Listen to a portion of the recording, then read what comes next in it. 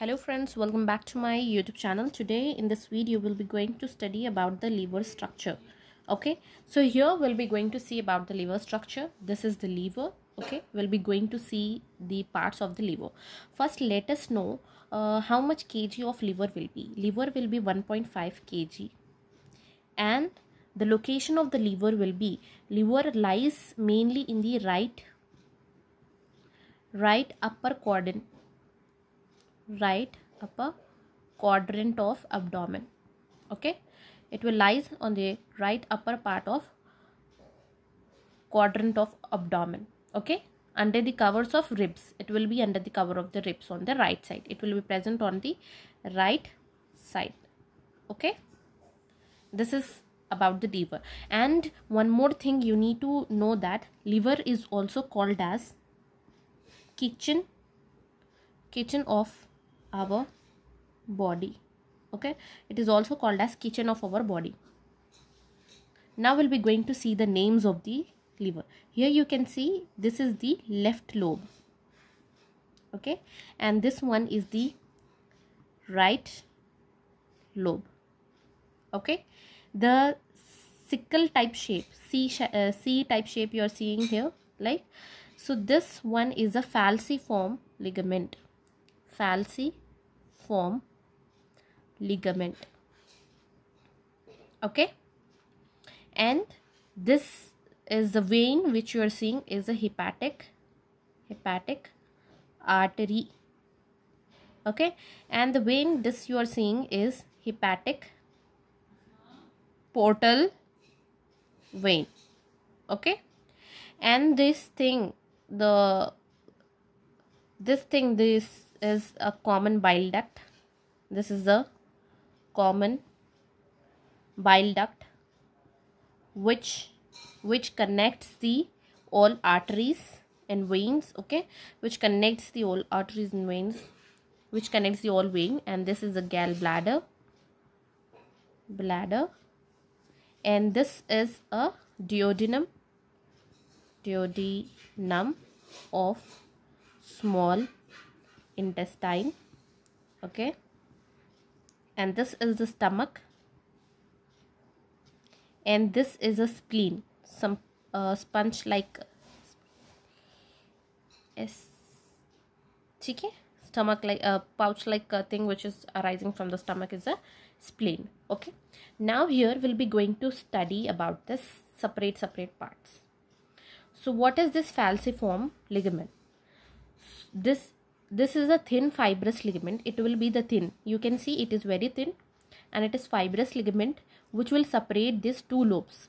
Okay, in the heading you need to write about the parts, and there you need to say about the falciform. It is a thin and fibrous ligament which separates the left and right lobe.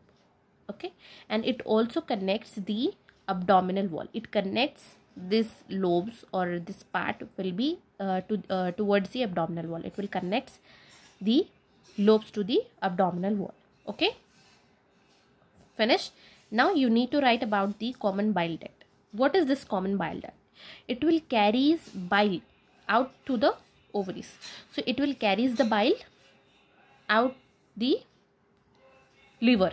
Okay, liवर के बाहर ये जो है bile को liver के बाहर करने वाला एक डक्ट है, कॉमन बाइल डक्ट. ठीक है, और ये क्या है? ये इंटरसेक्शन से बना, intersection of right and the left hepatic duct के बीच से लिखा है. ये देखते हैं आप, लेफ्ट है और ये राइट है, और इलो के बीच से ये कॉमन बाइल डक्ट निकल रहा है, जो कि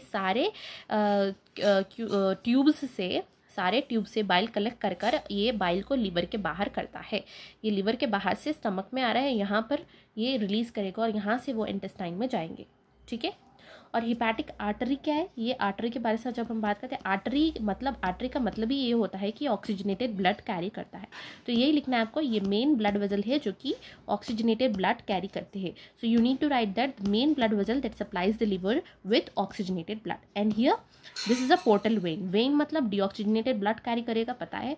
और वेन क्या होती है? पोर्टल. यहाँ पर बात कर रहा है पोर्टल. पोर्टल मीन्स ये कई सारे जगह का एक पर्टिकुलर वेन बन रहा है. तो यहाँ की portal means it will collect the blood from many different parts. So that is gastrointestinal tract से कलेक्ट करेगा, गैल ब्लैडर से कलेक्ट करेगा, पैंक्रियास से और स्प्लीन से ये पैंक्रियास से, गैल ब्लैडर से, ये सब जगह से ये ब्लड कैरी करेगा. ठीक है. और लोब्स क्या होते हैं? लोब्स एनाटॉमिकल सेक्शन होते हैं. ये जो लोब्स होते हैं ये एनाटॉमिकल सेक्शन होते हैं लीवर के. ठीक है. और अगर हम लोब्यूल्स की बात करेंगे, लोब्स किस से बनते हैं? लोब्यूल से बनते हैं. छोटे सिरके इसके अंदर होते हैं लोब्यूल्स, इनसे जाकर बड़े बड़े लोब्स बनते हैं. ठीक है. ये छोटे छोटे लोब्यूल से एक बड़ा लोब बनता है. तो दैट लोब्यूल, ये छोटे छोटे लोब से लोब्यूल बनता है. एंड ये जो लोब्यूल जो होता है ये माइक्रोस्कोपिक बिल्डिंग होती है, जो कि माइक्रोस्कोप से ही दिखा जाएगा. बिल्डिंग ब्लॉक कहा जाता है इसको. लोब्यूल को बिल्डिंग ब्लॉक ऑफ लीवर कहा जाता है. ठीक है. लीवर का ये बिल्डिंग ब्लॉक होता है. और यहाँ पर क्या होता है, इसके अतराफ, लीवर के अतराफ एक बारीक सी छोटी सी लेयर होती है. इस लेयर को हम बोलते हैं पेरिटोनियम. पेरिटोनियम, ये जो लेयर होती है पेरिटोनियम, ये एक मेम्ब्रेन होती है जो लीवर को कवर करती है एक्सटीरियर से. ठीक है. और क्या बोलते हैं, एक फाइब्रस टिश्यू होता है जो कि लीवर को कवर करता है. एक फाइब्रस टिश्यू जो होता है लीवर को कवर करता है. यहाँ पर पेरिटोनियम के नीचे होता है, जस्ट नीचे एक फाइब्रस टिश्यू होता है जो कवर करता है. पेरिटोनियम के नीचे होता है, उसको हम ग्लीसन्स कैप्सूल बोलते हैं. ग्लीसन्स कैप्सूल बोलते हैं. और इसके ऊपर जो कवर करने वाली कवर होती है वो होती है पेरिटोनियम. ठीक है.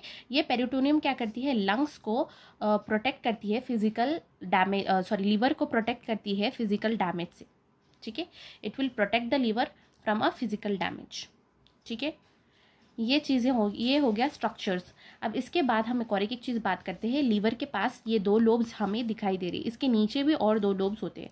तो लीवर के पास होते हैं टोटल 4 लोब्स.